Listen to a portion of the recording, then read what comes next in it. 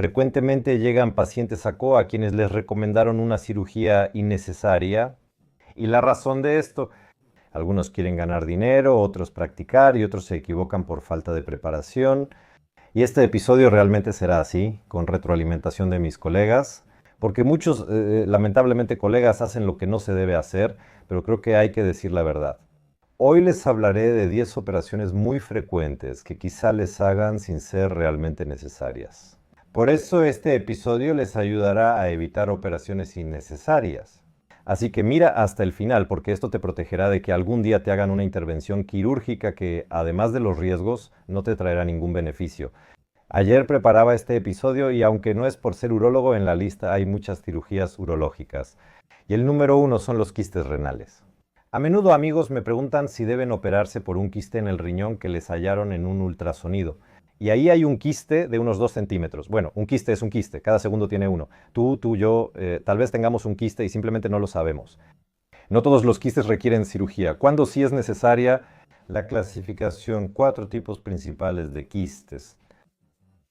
Existe la 2F que usamos según indicaciones. Solo se requiere en los tipos 3 y 4 cuando el quiste es de tercer o cuarto grado. 2F significa follow-up. Eso hay que vigilarlo. El 90% de los quistes tipo 1 y 2 no requieren cirugía. ¿Cómo es su tamaño? No es solo el tamaño. Se clasifica en tipo 1, 2, 3 y 4. La presencia de tabiques es un factor agravante.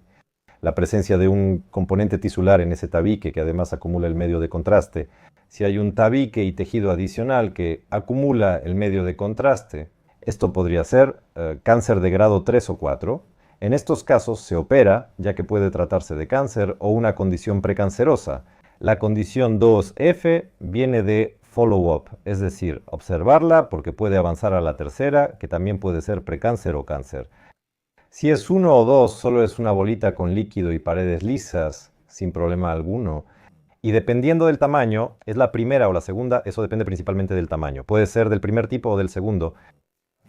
Operamos quistes comunes, así, sin tabiques, sin nada.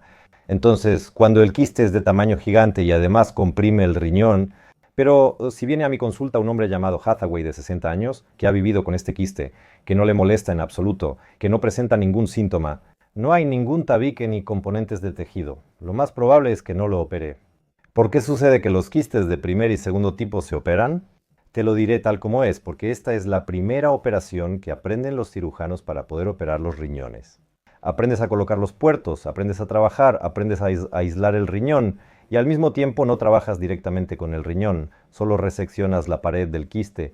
O sea, esta especie de capuchón que parece una cúpula, como sabes, como un invernadero, simplemente se corta la cúpula y ya. O sea, es una operación que especialmente a los cirujanos jóvenes les gusta hacer porque parece que no van a causar daño y al mismo tiempo pueden aprender. Por eso estas operaciones son imprescindibles. Si alguien les dijo que hacerlo, una segunda opinión, eso es lo primero. Y probablemente recuerden mi episodio donde decimos que solo operamos 2F, a veces la tercera o la cuarta. Simplemente un quiste grande, si no comprime el riñón, si no interfiere con el flujo de orina desde el riñón, si no tienes presión arterial alta, por eso no es necesario operarlo.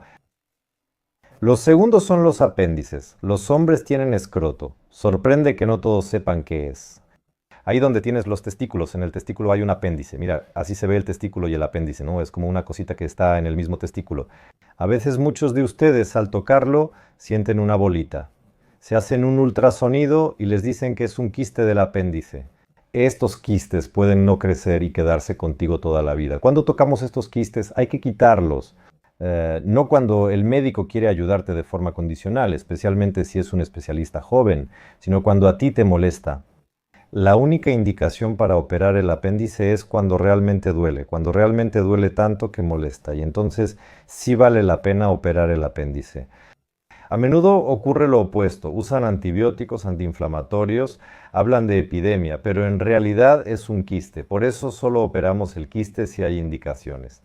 Y si realmente duele y molesta, si no duele, no molesta, no la toques.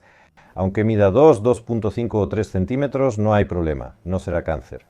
Si te asusta no pasará nada grave, eso no es cierto. La tercera operación más común es el varicocele. Pueden asustarte diciendo que necesitas operarte. ¿Por qué lo hacen? Por quistes renales.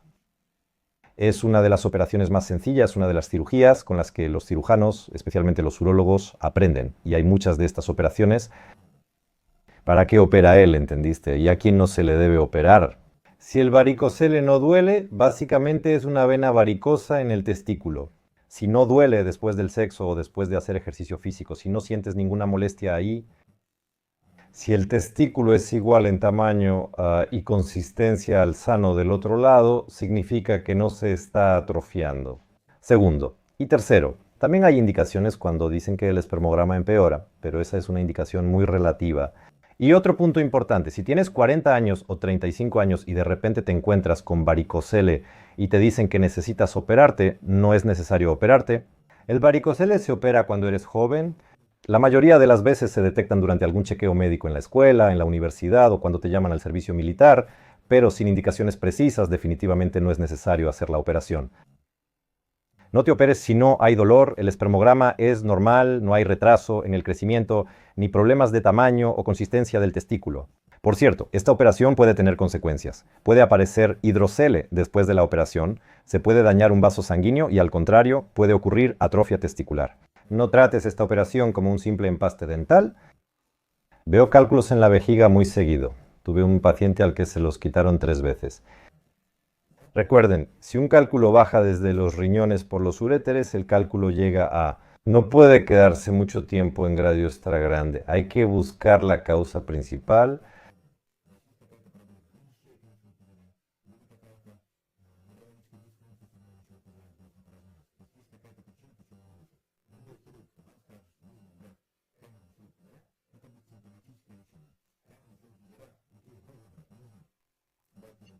Esclerosis cervical, adenoma prostático y disfunciones neurológicas suelen ser consecuencia de la enfermedad principal. Y si el cirujano no menciona la causa principal, no la nombra, no dice cómo tratarla. Entonces no es un buen cirujano, porque van a estar yendo y regresando, regresando, sacando esas piedras, sacando, sacando. Por eso las piedras en la vejiga solo se tratan si hay indicaciones. Hidronefrosis o transformación hidronefrótica es una patología urológica. Lo juro, no elegí urología. ¿Y eso qué es? En los riñones los cálices acumulan orina y se unen en la pelvis renal como los 5 dedos se juntan. Los uréteres salen de la pelvis renal y llegan a la vejiga urinaria. A veces, por ejemplo, un vaso adicional va al riñón y cruza el uréter. A veces hay un estrechamiento congénito aquí. Miren, el vaso sanguíneo está aquí y el uréter pasa sobre él, por eso se estrecha en este punto. Por eso se altera el drenaje, ¿no? ¿Cómo se ve el flujo desde el riñón? Imaginen inflar un guante médico, así se ve el riñón, como un pequeño dirigible. Y muchos cirujanos dicen que definitivamente hay que operar, que todos deben ir a cirugía, ¿no? Yo también he tenido bastantes pacientes así. Llega una chica joven y le dicen que necesita una operación. Yo pregunto, ¿para qué? Bueno, eso es lo que vieron. Hidronefrosis, ¿no? La hidronefrosis en sí no es una indicación para operar. La indicación para operar es, recuerden, si esto lleva a la muerte del parénquima renal. Es decir, si la función del riñón se ve afectada. Existe un estudio llamado nefrocintigrafía. Usted se hace una nefrocintigrafía. Ella indica en porcentaje cuánto funciona este riñón y cuánto el otro. Si es una hidronefrosis detectada por primera vez, y esta es una enfermedad congénita, la mayoría de las veces es una condición congénita, entonces simplemente se hace una nefrocintigrafía después de medio año y de preferencia después de un año se hace la dinámica otra vez. Verá que después de un año, si nada ha cambiado y la persona llega a los 30 o 35 años, o sea, hidronefrosis. El crecimiento es pequeño, pero la función renal no se ve afectada, no es necesario operar. Es decir, si no hay un deterioro progresivo de la función renal, no intervenimos. En segundo lugar, si esto no produce cálculos, a veces se forman en el riñón, pero no es una verdadera enfermedad de cálculos renales, sino por un flujo alterado. Los cálculos serán una indicación. Si esto lleva a ataques de pielonefritis, la pielonefritis es cuando tienes fiebre porque hay una inflamación en el riñón, ocurre una inflamación. ¿Por qué? Porque la orina se estanca y no sale bien. Si hay pielonefritis, se forman cálculos, el riñón duele o muere. Operamos poco a poco, pero con hidronefrosis se puede vivir tranquilamente y no toda hidronefrosis necesita cirugía. Porque cuando haces una operación, haces una reconstrucción y cualquier cirugía reconstructiva no solo puede mejorar, sino también empeorar las cosas.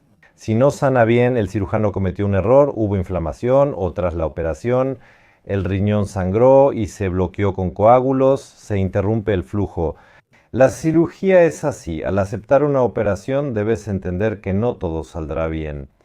Por eso, si ves que tienes hidronefrosis, no tienes que lanzarte de inmediato al bisturí. Otro punto importante es que a veces te diagnostican hidronefrosis por ultrasonido. Cuando tienes dolor en la parte baja de la espalda, vas y te haces un ultrasonido y te ponen hidronefrosis. Aquí la hidronefrosis o hinchazón del riñón se debe a una piedra atascada en el uréter. No es la hidronefrosis a la que nos referimos. Es una condición congénita con la que siempre vives y no duele porque siempre ha estado contigo. La hernia suele ser inguinal, umbilical o posquirúrgica. También a veces se opera sin indicación. A veces llega una hernia así de grande, te lo juro, como en la película El Vengador del Futuro con Schwarzenegger. ¿Recuerdas a Kuato, el que abría y predecía el futuro? A veces alguien llega con una hernia grande y pasan años sin hacer nada porque no le molesta ni quiere operarse. Otras veces alguien con una hernia pequeña quiere ir directo a cirugía. Le pregunto, ¿y esa hernia desde cuándo la tienes? Él dice, desde que tengo memoria. ¿Te molesta de alguna manera? No, no me molesta, no, no duele. No es necesario operar la hernia sin indicaciones, solo se interviene cuando es necesario. ¿Por qué temer? Mira, aquí está la hernia, recuérdalo, y aquí está el asa del intestino. Una vez que entra en esta hernia y el anillo herniario aprieta el intestino, ese segmento del intestino que quedó atrapado en el anillo herniario puede morir, necrosarse. No se puede meterla de vuelta con el dedo.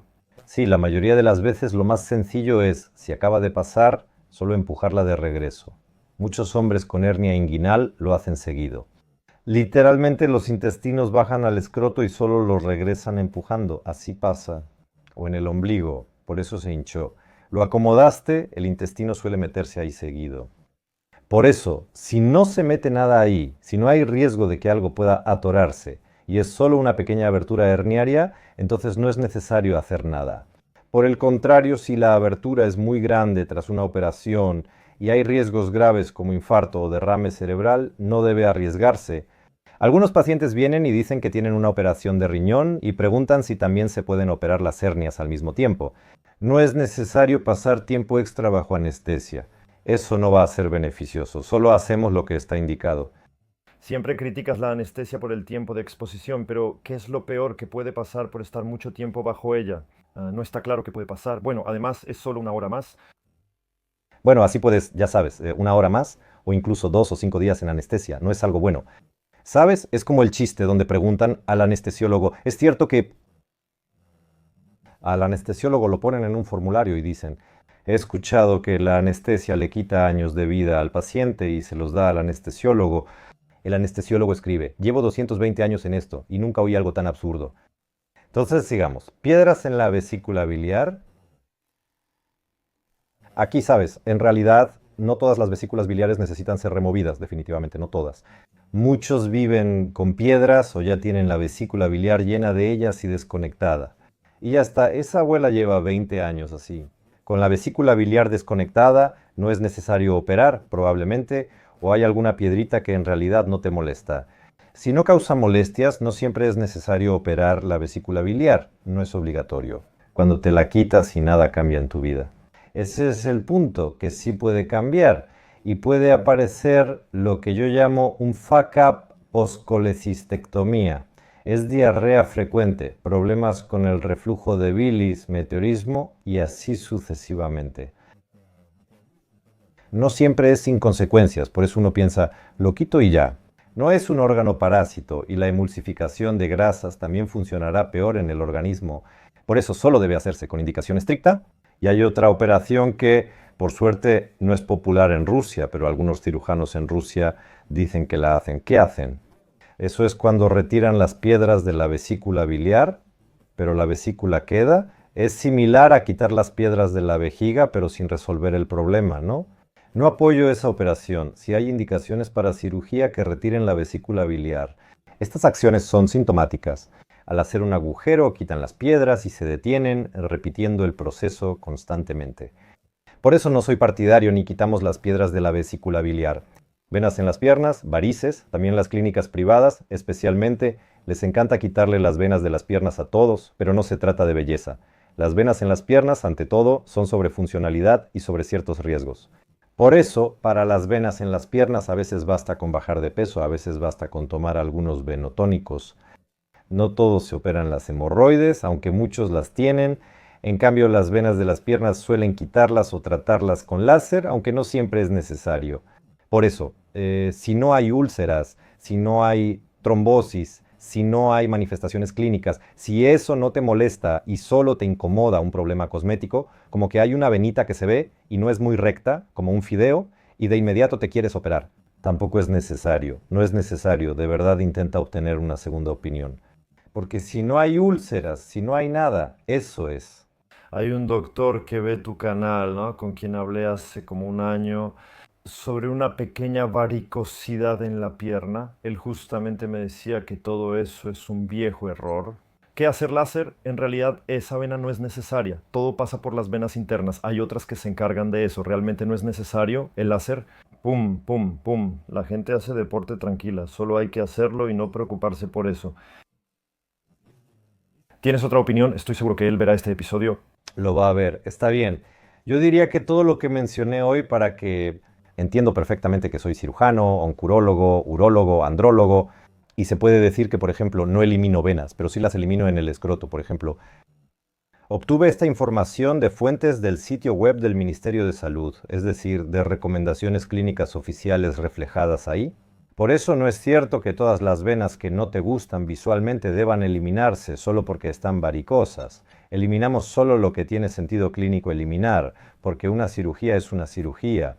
Entiendo que el láser es un procedimiento mínimamente invasivo, pero simplemente, ¿para qué hacerlo si no te molesta y no se manifiesta de ninguna manera? Y simplemente, si solo hay algo en la pierna con una vena que no se ve bien visualmente, ¿para qué hacerlo? ¿Para qué? Y pasa que realmente no se necesita, o sí se necesita, ¿sabes? Y hay un chiste sobre eso, ¿no? Cuando un paciente convencía al doctor de hacerle un trasplante de un pene ajeno en la nariz, bueno, no en la nariz, sino entre los ojos, aquí, ¿sabes? Y así. No contaré el chiste, es largo. Él seguía subiendo el precio. Al final dice, está bien, haré el trasplante. Pregunta Vané, ¿para qué? Él responde, ¿se ve bonito? Esto es más o menos de esa situación. Por cierto, si tienen los mejores chistes médicos, escríbanlos en los comentarios, porque me encanta leer buenos chistes, ¿no? Son raros de encontrar. Así que entra a los comentarios, escribe un chiste genial y nos reímos juntos. Las amígdalas también están aquí. Hay quienes se las quitan cuando no es necesario y hay quienes andan con 2 puños en la garganta y no se las quitan. ¿Cuáles son las indicaciones? Según el Ministerio de Salud, ahora son más de 5 anginas al año. Si les aparecen abscesos purulentos ahí o apnea obstructiva del sueño, o sea, cuando por la noche dejan de respirar por su ronquido, simplemente 20, 15, 30 segundos, simplemente no respiran. Y cuando hay complicaciones reumáticas, todo lo demás hay que revisarlo obligatoriamente. Como cuando el médico le dice que debe quitarse las amígdalas por amigdalitis crónica. Exactamente, no, definitivamente no. Una vez más, esto no es mi opinión, es una fuente oficial que se puede consultar, verificar y confirmar. Las amígdalas son parte del sistema inmunológico, no son vestigiales, sí las necesitas. Por eso primero tratamos, ¿no? Si tenemos algún fracaso, si la terapia no funciona, solo entonces recurrimos a la cirugía, solo entonces. También veo con frecuencia la extirpación de nódulos tiroideos. A menudo veo que la hacen cuando no es necesario, o por ejemplo no la hacen cuando sí es necesario. Ahí también hay una clasificación llamada Thyroid Imaging Reporting and Data System T, que es para la glándula tiroides.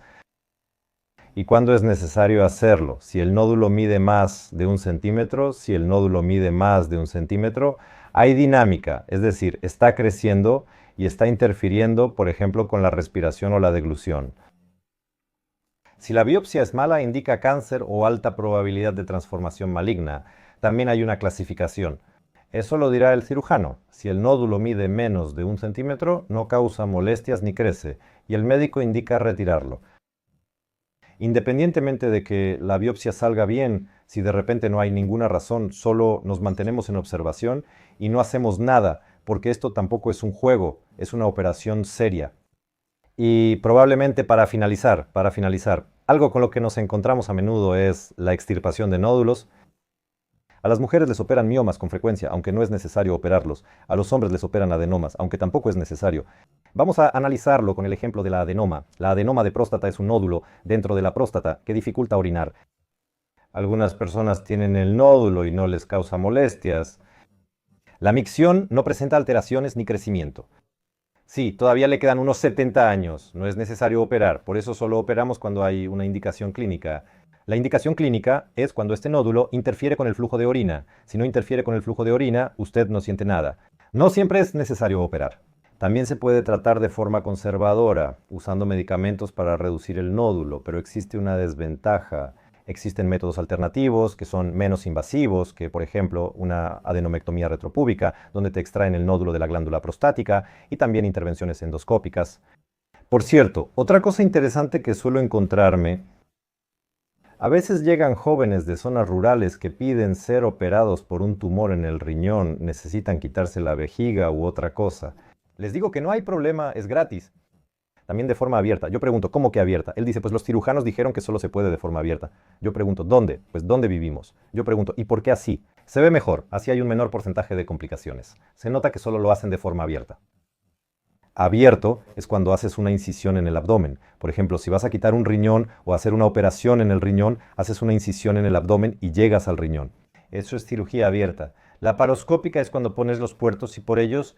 Sí, ahora sabes, ni siquiera puedo recordar cuántos riñones he operado en los últimos, digamos, 10 años. Las abiertas se pueden contar con los dedos de una mano. Eso fue cuando había un tumor gigante y aún así, incluso si el tumor es grande, de todos modos, laparoscópicamente clipamos todos los vasos.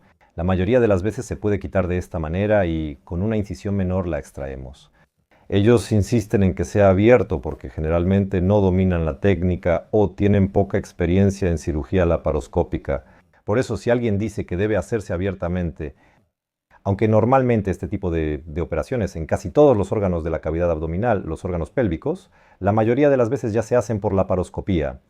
Si les ofrecen eso, averigüen si ese centro realmente tiene laparoscopía desarrollada, porque la rehabilitación y los resultados de la laparoscopía y la cirugía abierta son como el cielo y la tierra.